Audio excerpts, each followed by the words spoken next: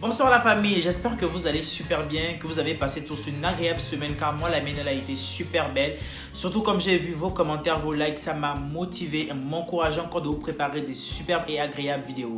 Alors avant de commencer, je tenais déjà à remercier toutes les personnes qui sont abonnées à la chaîne, juste pour dire que vous êtes des bienvenus. N'oubliez pas, commente, partage et n'oubliez pas de mettre un magnifique pouce bleu en l'air.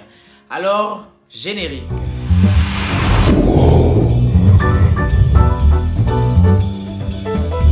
Pour ceux qui suivent le sujet dès le début, nous sommes en train de parler des 6 points pour pouvoir solidifier, les 6 points pour pouvoir sauver ta relation.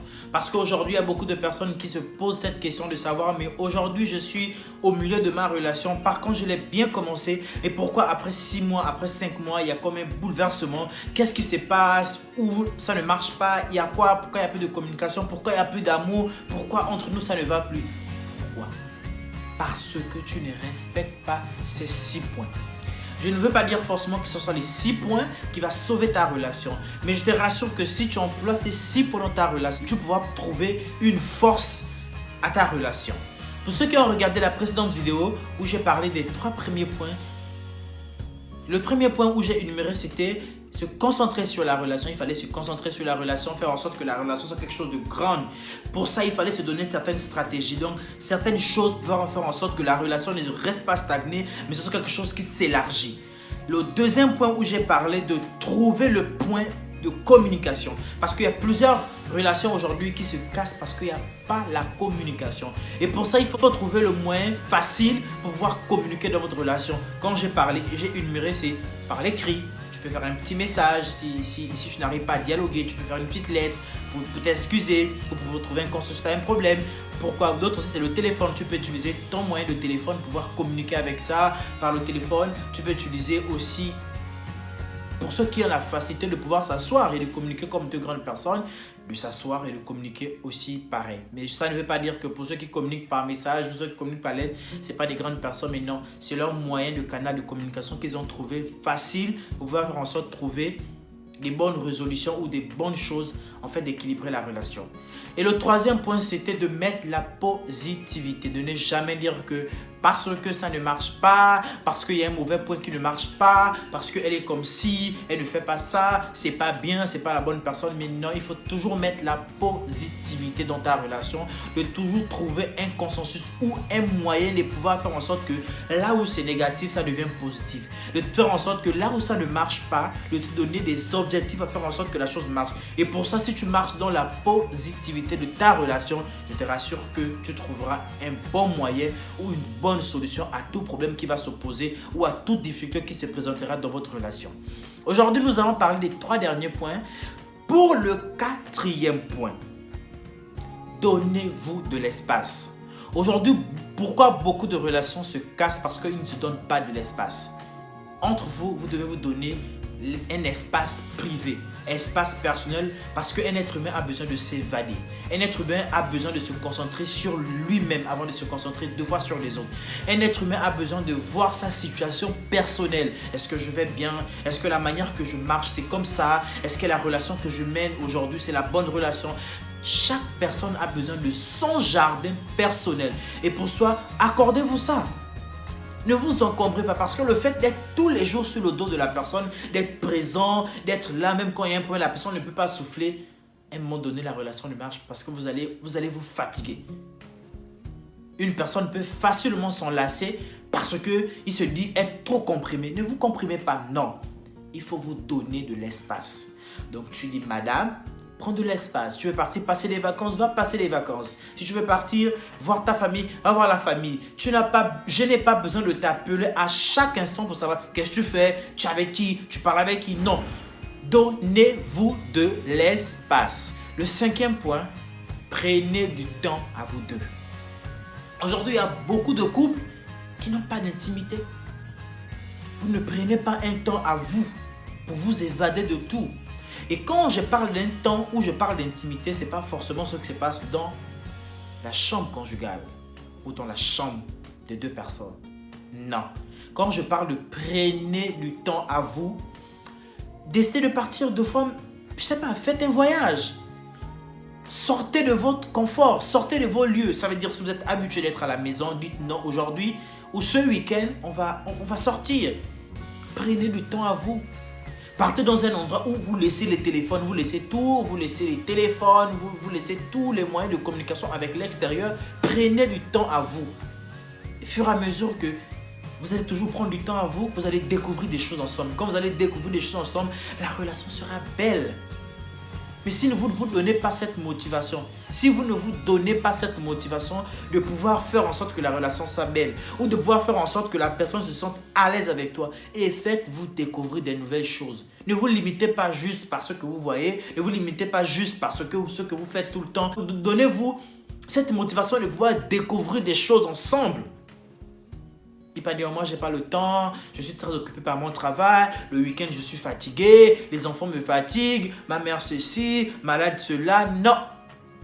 Si vous faites ça, je vous rassure que tôt ou tard, une personne va se fatiguer. Parce que en amour, ce n'est pas d'abord le matériel qu'on recherche. Ou ce n'est pas d'abord même les enfants. Ou autre chose. Ou question sexe, machin, non. La priorité dans l'amour, c'est la présence. On recherche quelqu'un de présent dans sa vie. On recherche cette personne qui te fait oublier tout. On recherche cette personne qui est attentionnée, qui a l'écoute de toi. Et pour ça, quand je dis prenez du temps à vous. Et le 6e point, et le tout dernier point, gérer les problèmes ensemble. Ne jamais pointer du doigt à l'autre pour dire ouais, si la relation ne marche pas, c'est de ta faute.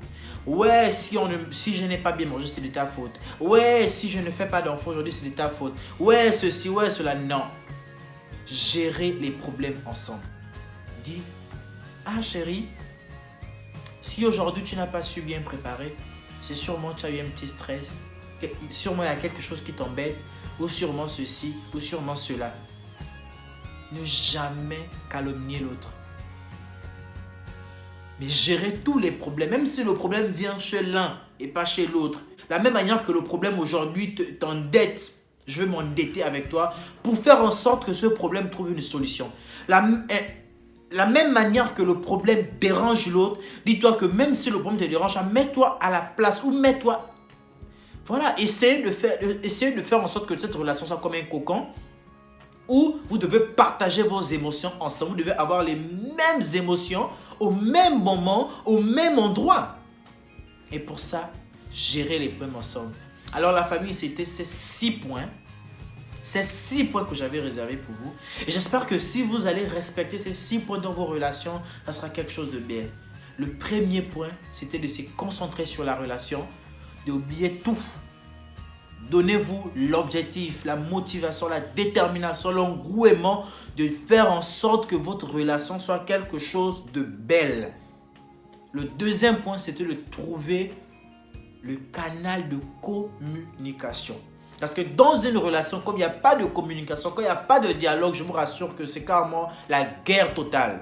Parce que tu n'arrives pas à exprimer tes émotions, tu n'arrives pas à dire ce que tu penses, tu n'arrives pas à dire ce qui n'est pas bon. Et fur et à mesure que tu accumules ça, le jour que tu vas exploser, je te rassure que même toi-même,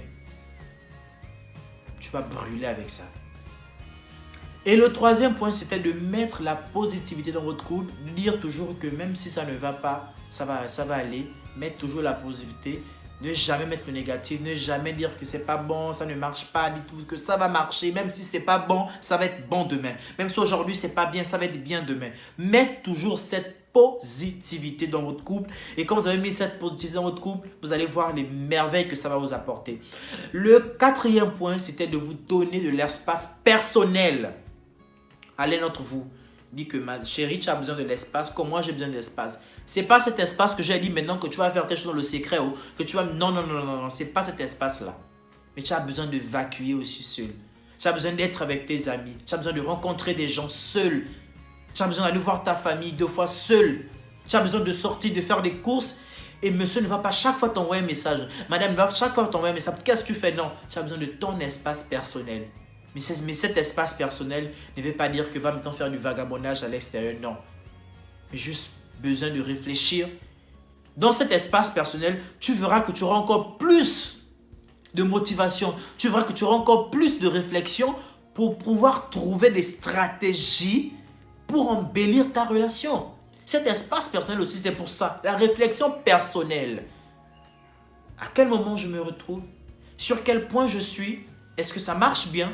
Et quand tu te feras toi-même cette thérapie personnelle, tu verras que tu vas rendre ta relation magnifique et extraordinaire. Le 5e point, prenez du temps à vous-même. Évitez d'être toujours avec les amis, même les enfants. Deux fois, faites partie des enfants. Prenez du temps à vous, sortez, baladez-vous. Faites des soirées pizza, des soirées cinéma. Faites des choses à deux. Même si vous avez des enfants, laissez les enfants à la maison. Faites des choses à deux pour pouvoir réveiller cette flamme. Comme chaque fois vous allez vivre cet engouement d'être toujours à deux, cette flamme-là sera plus grande. Mais quand vous vous éloignez, la flamme s'éteint. Il faut être unis. Et pour ça, prenez du temps à vous. Faites quelque chose ensemble deux fois. En même temps, si vous avez des enfants, faites aussi des trucs avec vos enfants. Donnez-vous des soirées, donnez-vous des jours spéciaux, des jours spéciaux pour réaliser des choses ensemble, soit en famille ou en couple. Et le 6e, de gérer les problèmes ensemble. Ne jamais accuser l'autre, ne jamais pointer du doigt l'autre, mais dire toujours que malgré la difficulté, on trouvera toujours la solution. Alors la famille, c'était la petite vidéo que j'avais prévue pour vous. J'espère que ça va vous plaire. Si vraiment tu aimes le sujet, si vraiment tu as été enrichi par le sujet, n'oublie pas de me laisser ton commentaire, de mettre un magnifique pouce bleu en l'air et de partager, d'inviter des gens. Sans oublier, je vous invite sur ma page Instagram d'aller aussi vous abonner sur cette page parce que là-bas, je vous réserve aussi des magnifiques choses que j'arrive pas à vous présenter sur YouTube. Abonnez-vous sur ma chaîne. Abonnez-vous sur ma page Instagram que le nom va s'afficher là. Et là-bas, on va partager plusieurs choses ensemble. Alors, j'espère que vous allez aimer cette vidéo. Portez-vous bien et à la prochaine.